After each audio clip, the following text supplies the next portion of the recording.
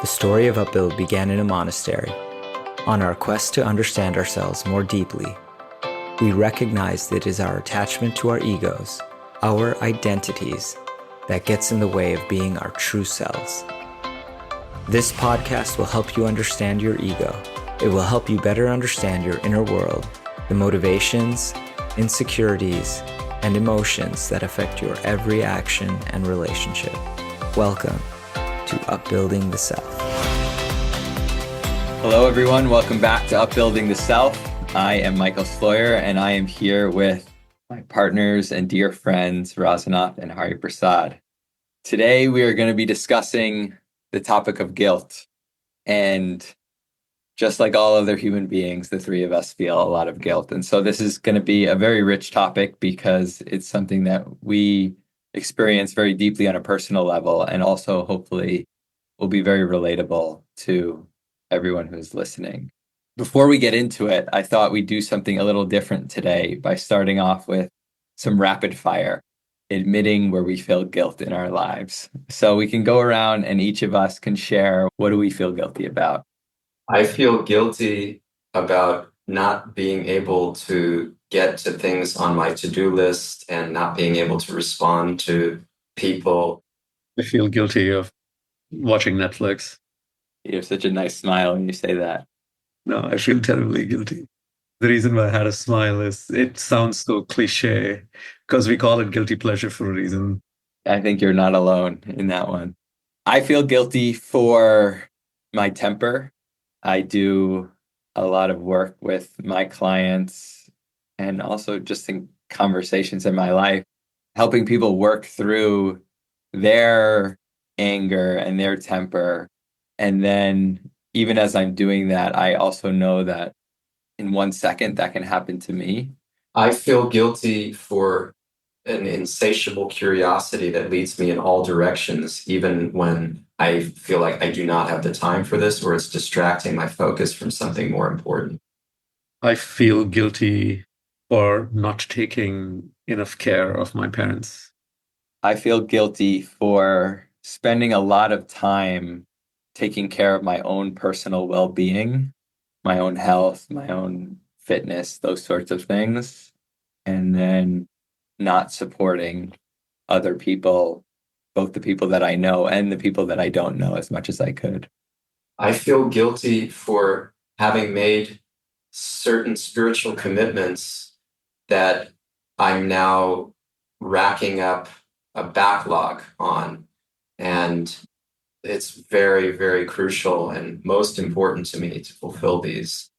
I feel guilty about not giving myself enough to the quality of my meditation practices every day. And I feel guilty for living in a very peaceful country like Japan when there's so much suffering happening in the world. And I also feel guilty about not feeling guilty about that a lot of the time. Okay, that was, that felt a lot more serious than I was thinking a rapid fire might feel, but maybe that's a good place to enter this conversation with the gravity of the subject, because it is a pretty grave and important subject.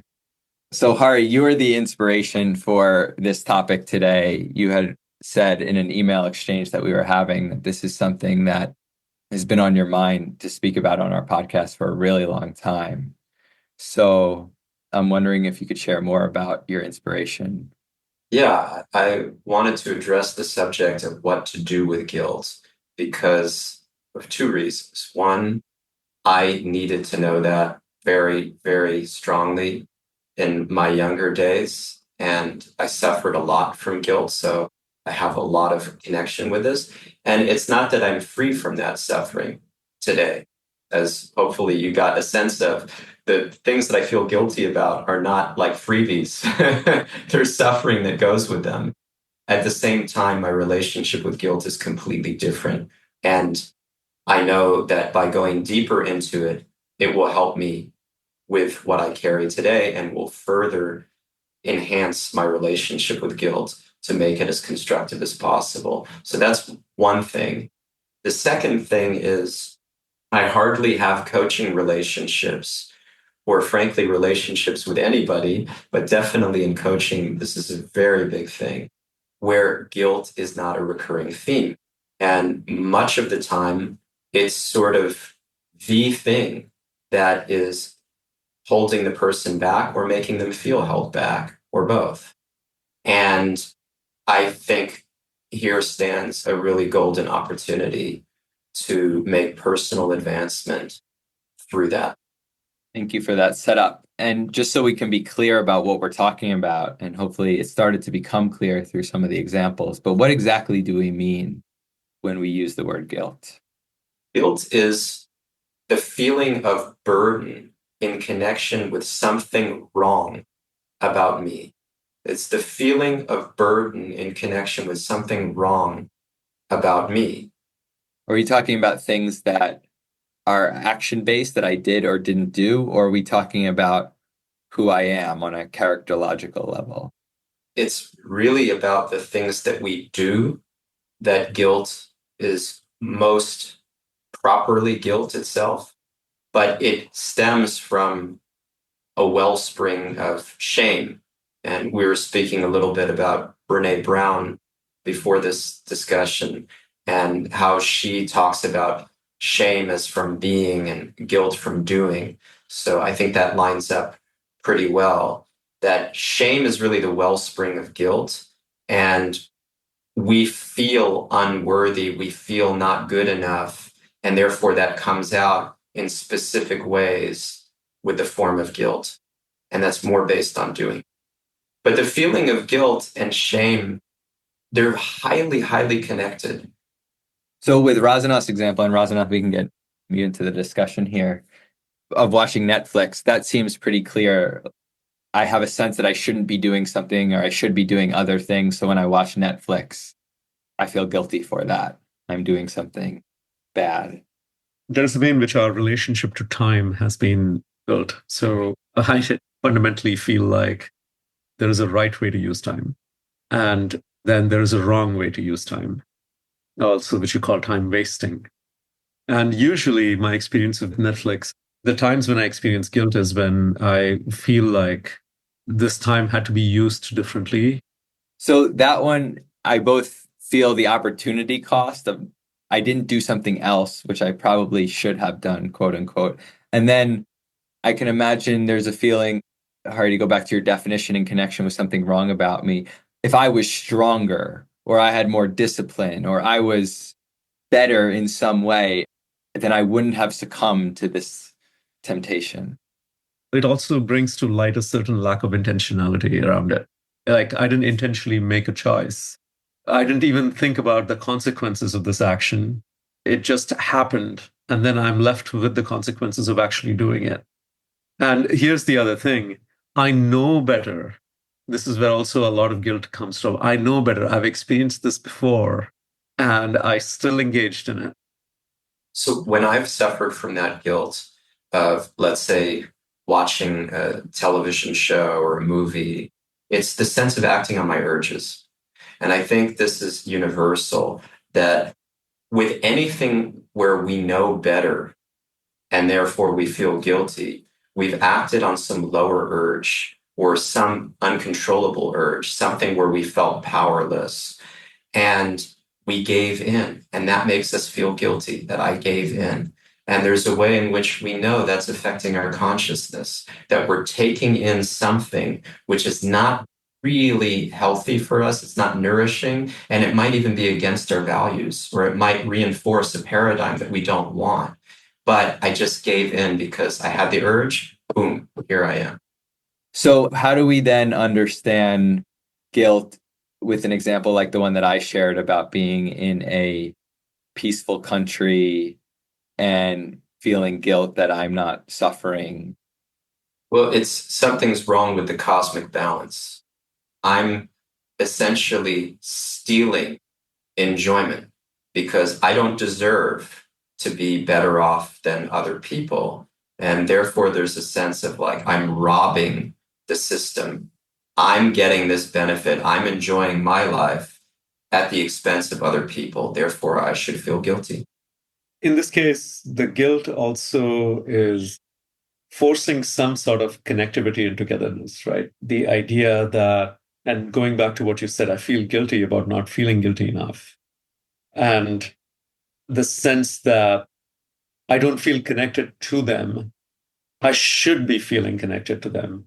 And so the only way I can feel connected to them is by inflicting some sort of suffering on myself, because then I can connect to them. And that's another way in which the guilt manifests. Well, at least I'm good if I feel bad. At least I'm good if I feel bad. And so if I have to preserve my goodness, the best way to preserve my goodness is to preserve my capacity for guilt. And there is truth to it. There is truth to it in the sense that ultimately guilt is coming from deep down. Guilt has a very strong connection to what we call our conscience. The conscience is essentially our moral radars, very simply defined. It's our moral radar. And so when we feel guilt, it is indicative of a connection to our conscience. The question is, what do we do with it? This is super helpful. So it sounds like one of the reasons that people feel guilty, and this is probably unconscious for most of us, is I'm actually trying to maintain a sense of I'm a good person. In the absence of being able to help, this is my way of inflicting suffering on myself so that at least I can feel some thread of I'm a good person. Yeah. Am I really trying to feel connected with those other people, or am I really trying to reassure myself that I'm a good person? If you examine deeply and honestly, you'll see there may be a little bit of one and a lot of the other. And also, when we feel helpless, we don't know what else to do. If you think about the current state of the world, it feels so overwhelming. There's so much suffering. Even if I were to help, I feel like I wouldn't really be helping. People read the newspaper or watch TV news or get their information out of a sense of guilt. And the appetite for the news is so much based on guilt. It's unbelievable. It makes you feel like a participant, even when you are not directly on the ground. So it's not just curiosity, but also subjecting yourself to a sort of suffering vicariously. Well, if I can't do something about it, at least I know about it and I can speak about it and I'm in tune in some way. But that is infinite. And what the news is reporting on is only a fraction of a fraction of a fraction of what is going on and what we have to feel guilty about. So where do we draw the line? And is this really the appetite that we want? What is the effect? This most recent part of the conversation is profound for me because I've been struggling a lot myself, trying to figure out what am I doing so attracted to the news cycle? Like, why do I spend so much time with it? But this is helping to shed a little light. Then I choose ignorance. This is too much. I don't want to participate in it. We feel a sense of irresponsibility around it. So we are somehow trying to cope with our own helplessness in this particular situation. And we all have different ways of coping with it. Sometimes we just want to dim it down. Sometimes we want to absorb as much information as possible so that we can vicariously feel involved. But we are coping with our own incapacity to help. And the question we have to ask ourselves is, what is healthy?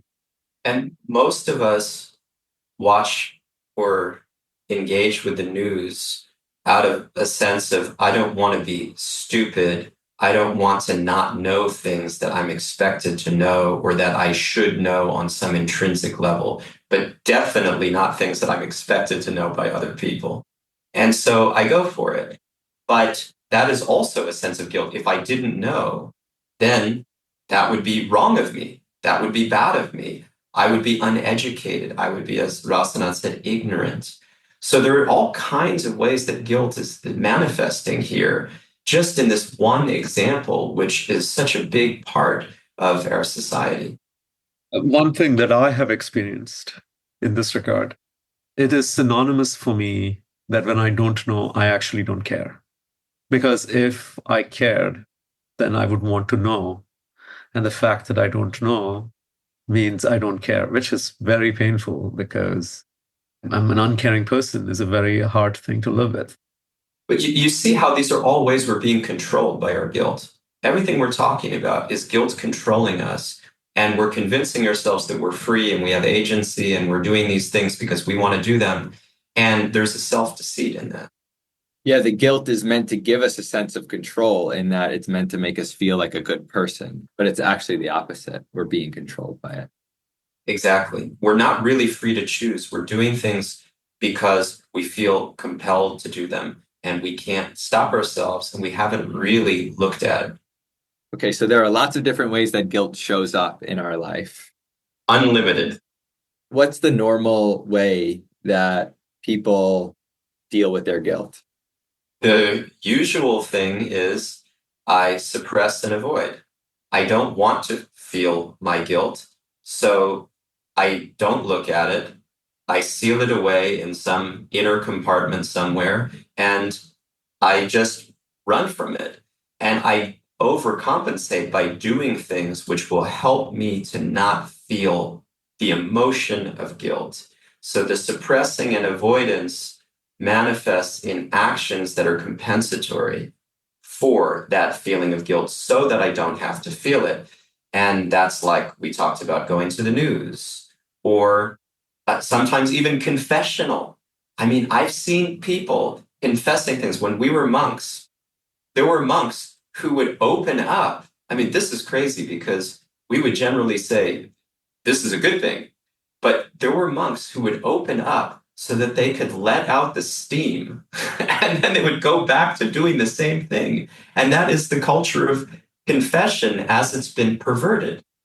It's meant to actually help you open up and take responsibility. And there's a reason why that's a strong spiritual practice. But the way it's been practiced, unfortunately, is not according to how the practice is meant to be. And so we let off steam so that we can then go about our lives again without really dealing with it, without addressing it. So suppressing and avoiding takes on so many compensatory forms. And oftentimes it means I bottle things up and they leak out onto other people. I feel guilty, so I make you feel guilty because that's what I have in my heart. So you're going to feel what I have to give. That's what I have to give. I'm not able to deal with my own sense of guilt. How dare the world or any particular person make me feel guilty? Nobody's made me feel guilty, but I'm taking on that feeling and I don't like it. And so I say, you made me, or the world made me, or many people have made me feel guilty. And now I have guilt to instill in you that I can't control, that it's just happening, or I feel justified. I feel self-righteous about it. So suppression and avoidance. And in some ways, those two things are really the same thing. They are, yeah. Suppression is how we try to avoid, and then it's really running away and like tamping down the emotion. And usually that makes it worse. I'm just thinking of the Netflix example again, where I watch an episode and then I kind of feel bad about it. And then to cope with that, I just watch another episode because I don't really want to think about it. That's the most common thing is suppression and avoidance because we don't want to feel guilt. But the other thing that happens a lot is when we feel we can't or it's wrong to suppress and avoid, we drown in it. We dwell in the guilt, and then that becomes our compensation. Okay, I'm not good enough, but at least I'll beat the crap out of myself so that I know that I'm a good person. And then the inner critic becomes raging at us. And we just, well, I'm not good enough. I'm not good enough. I'm not good enough. I'm so bad. I shouldn't do. I don't deserve. And the inner critic just has a party. And they're actually really flip sides of the same coin. They're just the extremes, the two poles. Guilt has a purpose. Where each time we don't see what exactly is it trying to convey to us, what do we need to look at, then we are avoiding or suppressing. That can even be an immediate response to the guilt. And that's why many times our responses to guilt is not a sustainable response. So like, for example, I watch Netflix and I basically say, okay, for the next month, I'm not going to do I'm not going to do it. And then in 2 weeks' time, I'm just like so exhausted, tired. I need a change. And then, I secretly find a way that I find this dialogue where it's like, yeah, but I've done 2 weeks. Or like, okay, you know what? I'm not going to do 45 minutes. I'm just going to do 10. This is what happens. This is binging and purging, binging and purging. And in the Sanskrit, it's very important understanding. In the Sanskrit, it's bhoga and tyaga. We flip-flop. We go back and forth between bhoga, enjoyment, selfish enjoyment. I want this. I'm going to do this. I'm doing it. I need it. I need it. And tyaga, which is renunciation or giving up, letting go of. And we just keep going back and forth, and diets do this. I mean, there are countless examples, exercise and so on. So we also have that relationship with suppressing and dwelling. We go from this, no, I'm not going to feel the guilt. And then when it becomes too much, okay, I'll let myself feel the guilt. I'll punish myself a bit and I indulge in it. And then back to that's too much, too much. No, now I got to go and take charge and I'm good. I'm good. I'm good. And we keep going back and forth. Sometimes you see, when you have conversations with people, and you're very curious because you see that they had habits before, and now you don't necessarily see them following the same habits. And when you talk to them, they say, yeah, I used to do that. And, then what I realized was I didn't have a very healthy relationship. So I just dismissed the whole thing. And now I feel much happier. I don't really think about what I do. I eat when I want to eat, what I want to eat. And I feel so much happier now. And then you feel like, oh my gosh, have you still dealt with what really needs to be dealt with? There is a reason why you had certain habits. And then there is a reason why it didn't work. But the tendency many times with suppression is that we throw the baby out with the bathwater. Like the whole thing is just dismissed. And suppression leads to indulgence. And then when we are indulging, we are still suppressing, by the way. We are suppressing. What we are essentially saying is, I'm not going to give myself the freedom to think about what I can do better anymore, because I went on such an extreme on one side. And now the pendulum swings in the other direction. This is very, very common in terms of how we work through our guilt. It's suppression and indulgence. So one of the big things I'm taking away from our conversation so far is to really be aware of the extremes of the poles where we're operating so far one way or so far the other way. Well, yes. And we could think about this as indulgence, but there is also, at a certain point, an incapacity to experience any form of guilt. The clinical analysis of that is psychopathic, where I have gone so far away from experiencing any form of guilt that I have no gauge on whether my actions are hurting anybody. I just don't even think about it that way anymore. And we see this in the collective culture. We actually see this very strong example during the financial crisis of 2008. There were decisions made, big financial decisions were made knowingly that they were very dangerous, and yet they were made. And there was no sense of responsibility around it, which is an indication of how when we completely dismiss any capacity to experience guilt, that is dangerous too. I have a lighter-hearted example from my own life of that with plastic bottles. So I have felt for a long time guilty about using plastic bottles, and I've gone away from that personally. But now that I have a family and there's kids, we have more plastic bottles around than I am comfortable with. But I've noticed that I've sort of shut off the guilt around that because it's just like, that's just family life. I can't control how everyone else wants to be. Also, we have a lot of plastic bottles in our garage. It almost feels like I've gone down too far the path of like them being a part of our life. And so now I'm just going to not feel guilty anymore because it's so prevalent that it would be too hard to even feel a little bit of guilt because it would just be a bottomless pit. Thank you for that example. This goes back to what we have shared earlier about, what Gabor Mate talks about in terms of addiction. Before we understand what's wrong about guilt, we have to understand what's right about it. And what we tend to do is actually dismiss the whole mechanism because we feel so helpless.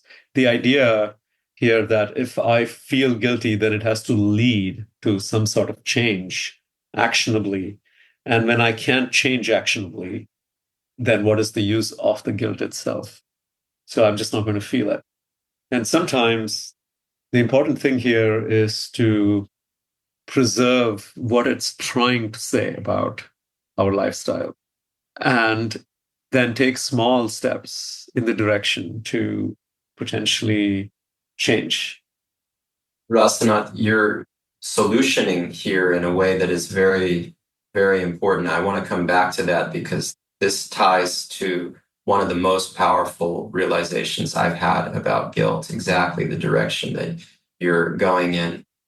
And the reference to Gabor Mate, we've spoken about him in other podcasts and programs, and he's talking about how an addict has to recover from an addiction by seeing what they're getting out of the addiction. Why did they go to it? What was it feeding that they wanted? And then how do I replace that with something constructive? So in this case, the guilt, what is it feeding? What am I getting from doing it? Otherwise, I wouldn't do it. And then we can work to see what to do. So in your case, Michael, when you gave that example, I don't know if this is true, but this is worth exploring, that if I'm an environmentally conscious person, then I shouldn't be using plastic bottles. So when I find myself using so many plastic bottles, then what it tells me is that I'm not an environmentally conscious person.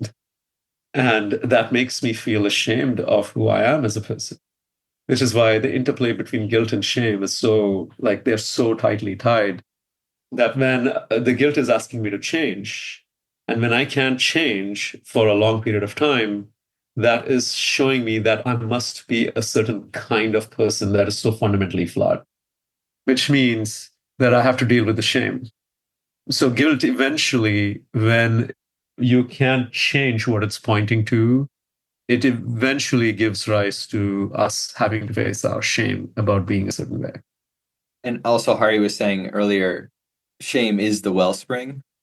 So I was already feeling the shame in the first place, which is partially why the guilt is an intense experience. Because if I was really sure that I was an environmentally conscious person, I think I would have a very different relationship with this whole thing.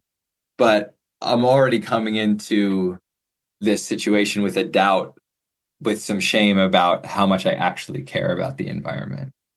Okay, so we are now officially moving into the topic at hand, Rasanath, of what do we do with our guilt as we start to solution here and think about, well, we've certainly made the case about what people normally do with their guilt and how it's often not constructive. So what are some constructive ways or first steps as we're thinking about dealing with our guilt? You have a PhD on this topic.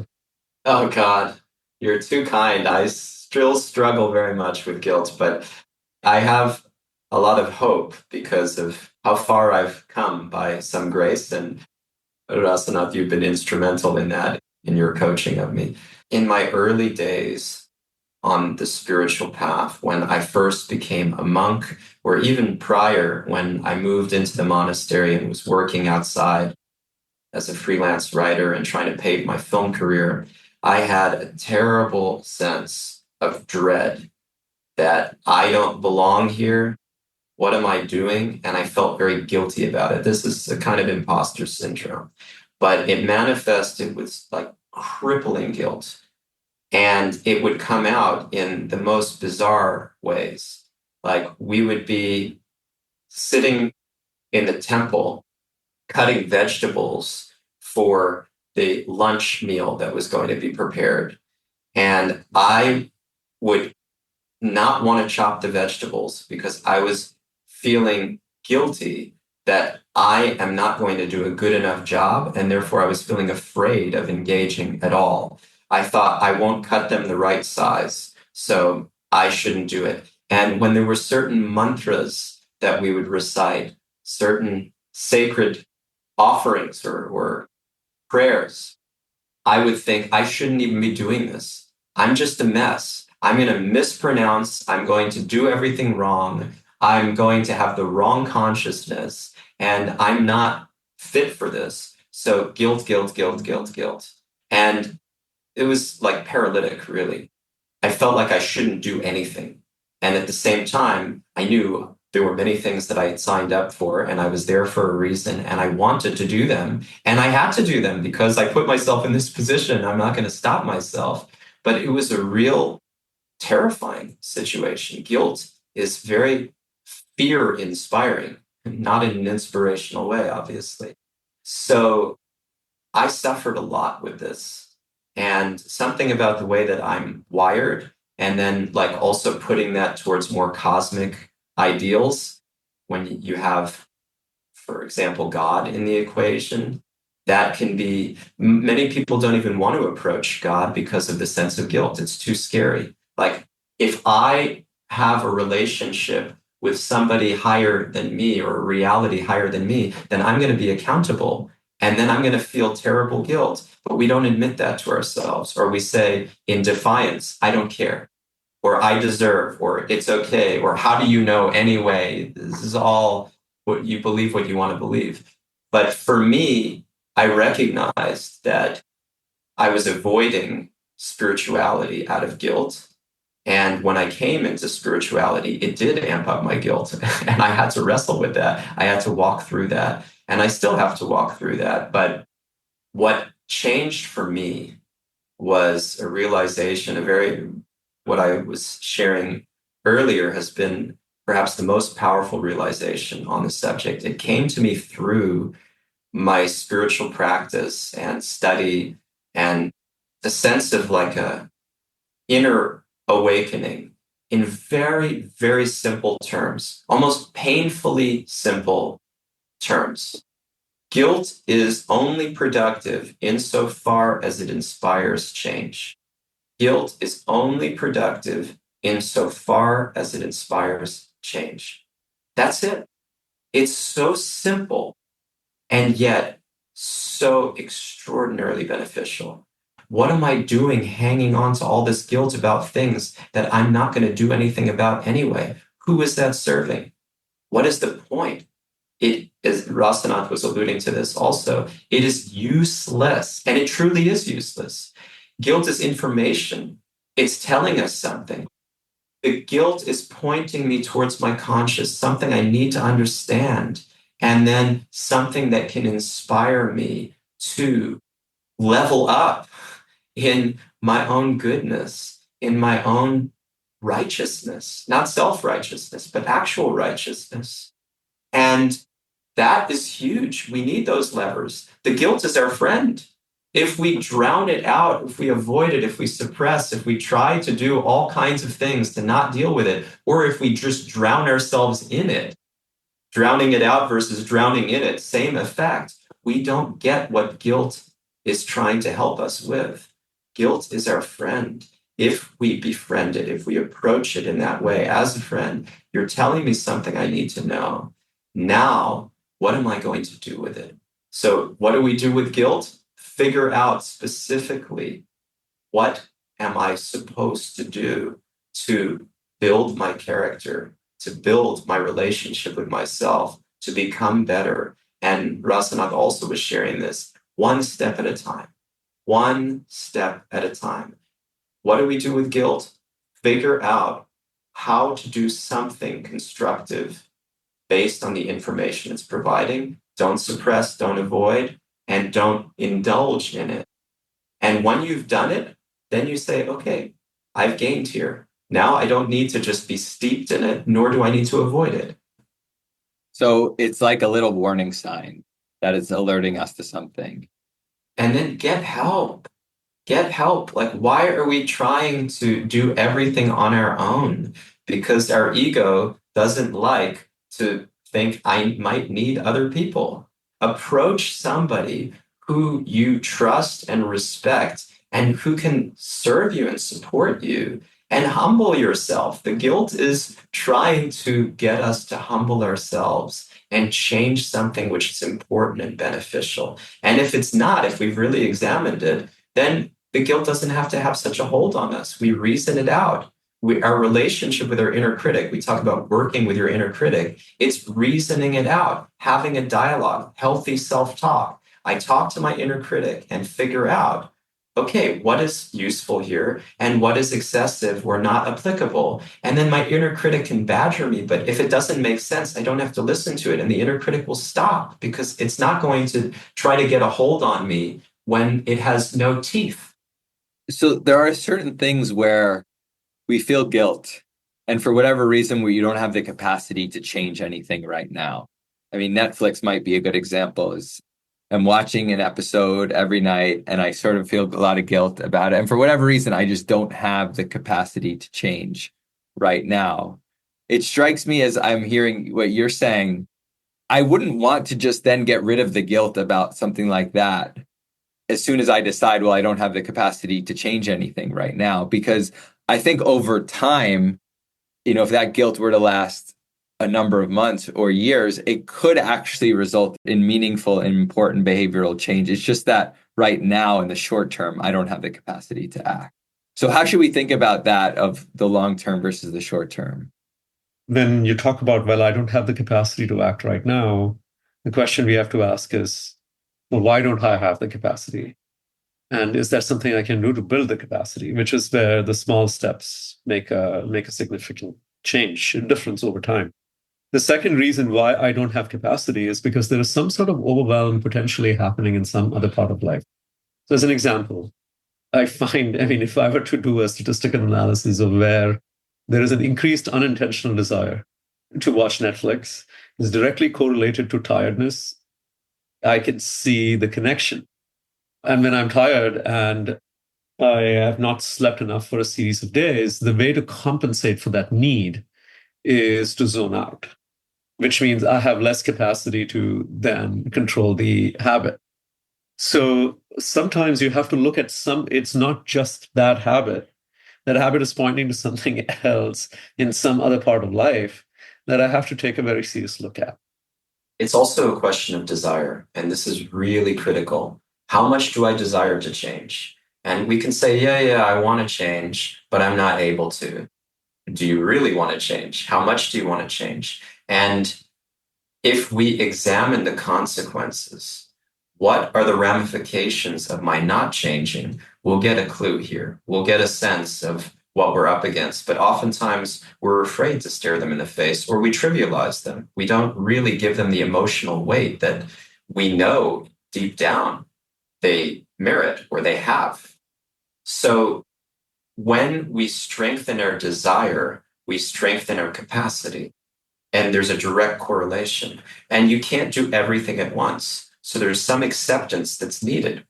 And until we're able to change, we have to accept ourselves as we are, but not be complacent, not be satisfied with that, be forgiving, compassionate, but very mobilized, activated, and building our desires more and more. Desire is the thing that fuels everything. I really appreciate this joint point from both of you about how even if we don't have the capacity to change right now, we can start to take steps towards building the capacity, and how that is directly influenced by our desire. And we can also take steps to build our desire towards something. And so guilt is usually trying to get us to see something negative. If we don't do this, I'm guilty. Or if I did do this, I'm guilty. But there's also a flip side. What is the potential that this guilt is pointing me towards? What is the guilt allowing me to attain if I act on it? What kind of character is it shaping me into if I am to heed the guilt in the most constructive way? The potential is lying on the other side of the guilt. So as we start to move towards a close of this conversation, I want to talk about one more thing, which is if we all think about the worst thing we've ever done, like really the worst thing that we've ever done, it can feel like I am never going to let myself not feel guilty about that because it's just so bad. So what do we do with that kind of guilt that's forever there and just seems so unforgivable with a certain action? The important thing is to recognize that the emotions that we experience when they are genuinely transformed, they express themselves as qualities that are very, very noble. And to me, guilt transforms itself into what you call remorse. And remorse is a very essential quality of humility, where you never forget what you did. And so even when you change, you actually recognize, wow, I still have the potential for that dark side because I've seen it. And that's never forgotten.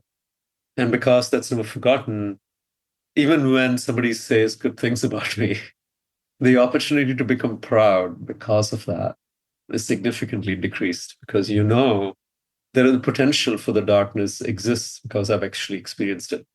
And it becomes permanently etched in the way of being, the way we carry ourselves. There is actually a humility associated with it. So those kinds of experiences have a gift in the sense that they actually make us humble if we know how to hold them well, which is why all of these emotions, when transformed, they transform themselves into very noble qualities. Yeah, the emotions are given to us for a reason. Every human emotion is there for a reason. It has a purpose, but we often are controlled by the emotions and therefore do not let them serve their purpose. I was thinking as you were very poignantly inducing us to reflect, Michael, or asking us to reflect, I was thinking when I was a child, I was so the opposite of a bully. And I was not somebody who was bullied. But in school, I remember laughing at someone being bullied. And I remember repeatedly enjoying something because I thought it was funny when this person would cry. And I can't believe, I can't even connect with who that is. And at the same time, I remember it so vividly and I could see how I thought that was funny. It's this crazy dichotomy, but it's terrible. And at a summer program, I remember someone who was vegan before I knew what vegan was. He was the person who taught me what vegan means. And I thought it was ridiculous. I thought it was absolutely ridiculous. And he would wear shirts about saving animals. And I made fun of him. And I thought, this person is just crazy. And now most people would consider me vegan. The irony, right? I have dairy from only protected cows, cows that have been taken care of and don't go to the slaughterhouses. So the irony is unbelievable. And it's alarming what we're capable of if we don't really guard against these things through guilt. Guilt is what stops us. And when I look back at these examples, I think, thank God my sense of guilt is further developed than it was at that time, that it's only been refined, and my spiritual path has made me feel guilt so much more about animals, human beings, everything. And so what do I do with those things that I would say are kind of unforgivable? And granted, they happened when I was a child, so you could say, well, that's not so important. But no, I caused harm. And I can still relate to that. I can still relate to that person that did that. And I think just to what Rasanath was saying, it has humbled me. And it has made me realize I'm not beyond these things. And I can't other people and get on my high horse, which is exactly what my ego wants to do. You're so much better. You would never. And this is also what Gabor Mate talks about, which is so critical as well, that we have an us and them mentality with addicts, but we're all addicts of some kind. And it is an artificial separation between us and them. And it is a way of trying to maintain moral superiority, which we spoke about recently. So I am trying to relinquish that. I'm trying to relinquish my moral superiority, my egotism, and my sense of, oh, I could never do that. I know I could do things. And I know that I could have done a lot worse if I submitted to my urges. But thank God I had some sense of guilt I mean, I was mostly a good boy. I had a lot of sense of guilt even at that time, but there were cracks. And I'm trying to seal those cracks and trying to recognize that if I were to give way to much darker urges, I, like a friend of mine from that time said to me just a few years ago, if I were to give way to all of my urges, I would be in prison.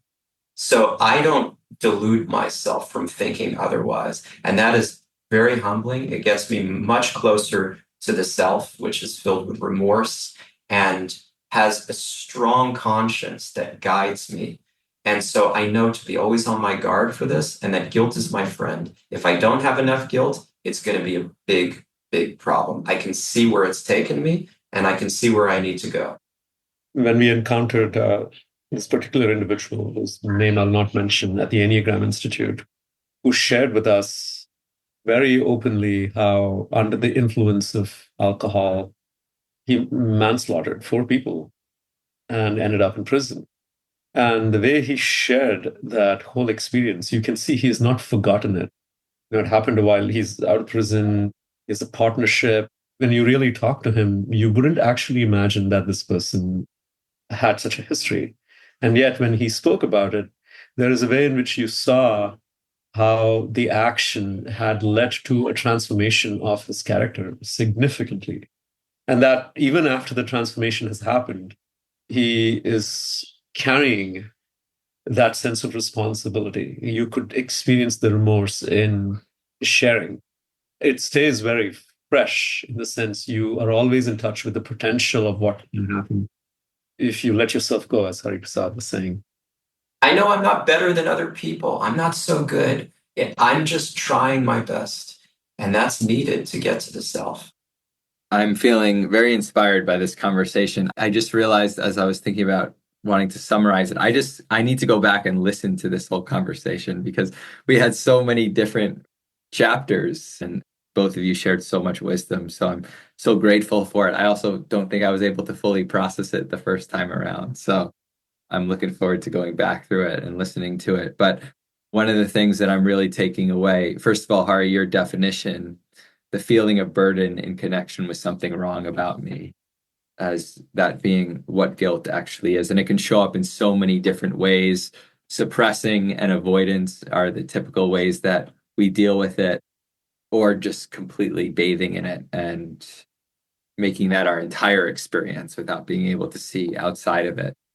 And what you shared, Rasanath, about how suppression leads to indulgence and then back around from indulgence to suppression. There's sort of a vicious circle there. And then what you both shared towards the end of how actually guilt it's a gift to us that we can use to allow us to feel more humble and more in touch with who we actually are. How guilt is actually can be a very helpful emotion by allowing us to feel remorse, which is a key part of humility. And if we want to reach our potential, we need those two emotions. We can't reach our potential without them. So thank you both for everything that you shared today and for helping me work through my guilt over the years, because I've certainly had a lot of it. And in all of my conversations with you, both formally as my coaches and then just as a team and as friends, it's been so helpful for me to be able to work through my stuff in relationship to both of you. Thank you so much, Michael. I just want to offer for everyone listening, please keep this maxim with you. Guilt is only productive insofar as it inspires change. Guilt is only productive insofar as it inspires change. Guilt holds the key to the real self. If we follow the guilt, we will actually be inspired to transform and to become who we actually are. Thank you, Hari, and thank you everyone for listening. Thank you for listening to Upbuilding the Self. Upbuild is a leadership development company that offers workshops, coaching, and other services to help you on the path towards being your best self, free from the shackles of the ego. To learn more about our work, visit our website, upbuild.com, and sign up for our newsletter to gain access to podcasts, reflections, and upcoming events. If you enjoyed this episode, please go to iTunes to leave us a review so that others can find and benefit from the podcast. We look forward to being with you again next time.